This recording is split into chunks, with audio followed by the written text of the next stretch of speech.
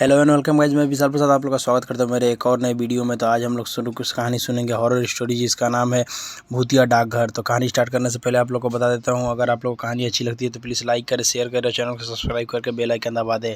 इससे यह होगा कि जब भी वीडियो अपलोड करूँगा तो सबसे पहले नोटिफिकेशन आपके पास आ जाएगी। तो चलिए स्टार्ट करते हैं कहानी को। कहानी रोहन और सुजल बुलेट राइड पर निकले थे। वो दोनों दिल्ली से हिमाचल का सफ़र कर रहे थे। सुबह से रात हो गई, वो लोग हिमाचल तक पहुंच गए थे पर अभी भी अपनी मंजिल से दूर थे। रोहन बोलता है, भाई यही कहीं रुकने का इंतज़ाम करते हैं। सुजय, यहाँ तो दूर दूर तक कुछ नज़र नहीं आ रहा है, थोड़ा आगे चलते हैं और कुछ ना कुछ ज़रूर मिलेगा। दोनों चिमला गांव के सरहद के अंदर आ गए थे। ये गांव वीराना था, लेकिन दूर उन्हें एक बड़ी इमारत दिखाई दे रही थी। उसी दिशा में चल पड़े। रात के अंधेरे में उन दोनों ने हॉर्न बजाया। बूढ़ा वॉचमैन अपने हाथ में एक लालटेन लेकर आया। रोहन, अरे अंकल, हमें रहने के लिए कोई कमरा मिलेगा? वॉचमैन, नहीं बेटा, अंदर जाना सख्त मना है। सुजय, अरे यार, एक तो पूरे दिन बाइक चलाकर कमर टूट गई है, ऊपर से कोई कमरा भी नहीं मिल रहा है। वॉचमैन, मैं तुम्हें अंदर तो नहीं जाने दे सकता, पर अगर तुम चाहो तो मेरे साथ मेरे केबिन में रह सकते हो। वहाँ सोने के लिए बिस्तर भी है और तुम दोनों के लिए खाना भी। रोहन, चलेगा अंकल, आप तो ग्रेट हो, आप जैसा दिलदार देखा ही नहीं कहीं। दोनों लड़के वॉचमैन के केबिन में गए और फिर वॉचमैन ने उन दोनों के लिए गर्मा गर्म चाय बनाई और ठंड बहुत थी तो दोनों दोस्त चाय बहुत पसंद आई। वॉचमैन ने दोनों को खाना भी दिया और दोनों ने पेट भर कर खाना भी खाया। रोहन, थैंक यू अंकल, आपने हम दोनों की बहुत मदद की। वॉचमैन, कोई बात नहीं बेटा। रोहन, अंकल, ये तो डाकघर है ना, यहाँ तो रहने का इंतज़ाम होता है और इस डाकघर के अंदर जाने की परमिशन क्यों नहीं है? वॉचमैन, बहुत लंबी कहानी है बेटा। सुजैल, कहानी वैसी हमारे पास बहुत समय है, आप सुनाइए, मज़ा आएगा।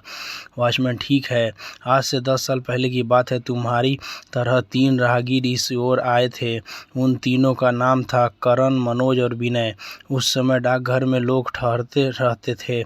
तीनों एक कमरे में ठहर गए, कमरा नंबर 13। मनोज, कल सुबह होते ही यहाँ से आगे चलेंगे। विनय, हाँ, वैसे भी इस इलाके में है ही क्या, पुरानी वीरानी है। करण, हाँ वो तो है, पर अच्छा है कि इलाके में ये डाकघर है, वरना हम सब क्या करते। मनोज, क्या करते का क्या मतलब, खुले आसमान में सोते।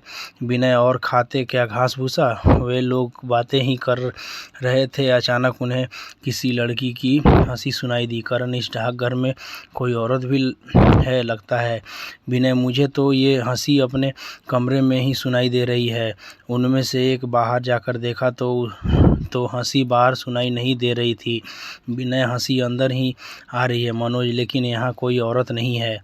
वे लोग हंसी कहाँ से आ रही है ये खोजने लगे। अचानक डाकघर की बिजली चली जाती है और उनके सामने वो लड़की थी, सुजान का बेबस चेहरा ही नज़र आ रहा था। मनोज, आपको कौन है और हमारे कमरे में क्या कर रहे हैं? सुजान हंसती रही और हंसते हंसते तीनों राहगीरों को मौत के घाट उतार दिया। अगले सुबह बस हमें उन तीनों की लाश मिली। रोहन, कौन है सुजान और उसका भूत इस डाकघर में कैसे आया और उसके साथ क्या हुआ? ये जानने के लिए तुम्हें सुजैन की कहानी सुननी पड़ेगी। 11 साल पहले की बात है। हमेशा की तरह टूरिस्ट हिमाचल घूमने के लिए आया करते थे और कई टूरिस्ट शिमला में भी ठहरा करते थे। ऐसे ही एक टूरिस्ट ग्रुप में सुजान यहाँ आई थी।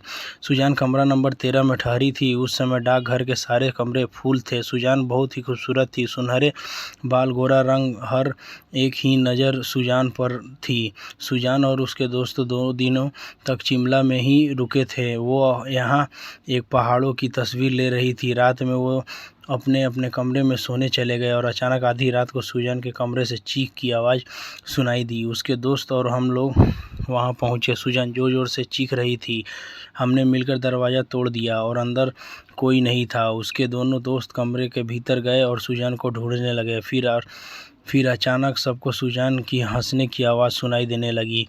सबने ऊपर देखा तो सुजान छत से चिपकी हुई थी और ज़ोर ज़ोर से हंस रही थी। यह मंजर देखते ही हम लोग वहां से भाग गए, पर उसके दोनों दोस्त वहीं फंस गए। दरवाज़ा अपने आप बंद हो गया और फिर हमने सुजैन के दोस्त कुत्तों के चीखने और चिल्लाने की आवाज़ सुनाई देने लगी। किसी में हिम्मत नहीं थी कि उन लड़कों को बचा सके। हम सब अपनी जान बचाने के लिए ही भाग रहे थे। अगले दिन हमें सुजन और उसके दोस्तों की लाश मिली। दोनों दोस्त का शरीर टुकड़े टुकड़े हो चुके थे और सुजन का सर अलग था।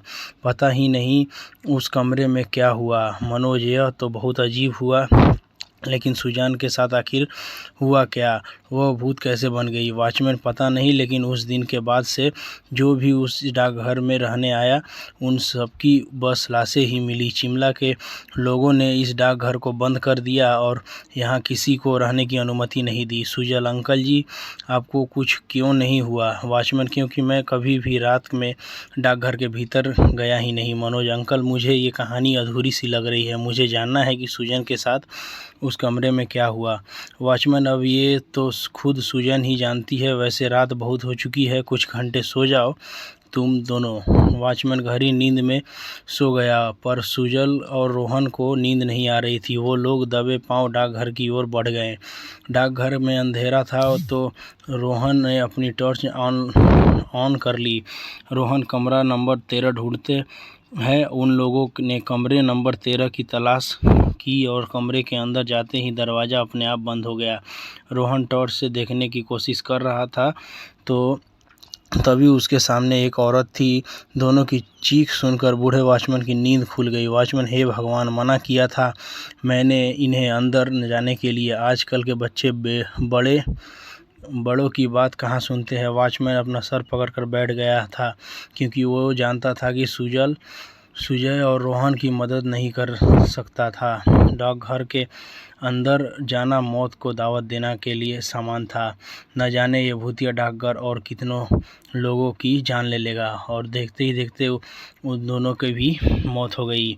तो ये कहानी यहीं तक थी दोस्तों। आप लोगों को कहानी कैसी लगी हमें कमेंट करके ज़रूर बताइएगा। अगर आपको कहानी अच्छी लगी तो प्लीज़ लाइक करें, शेयर करें और चैनल को सब्सक्राइब करके बेल आइकन दबा दें। और मैं विशाल प्रसाद आप लोग से विदा लेता हूँ। मिलूंगा एक और नई कहानी में। तब तक के लिए खुश रहें, मस्त रहें, अपना ख्याल रखें, अपने फैमिली का ख्याल रखें। जय हिंद, वंदे मातरम।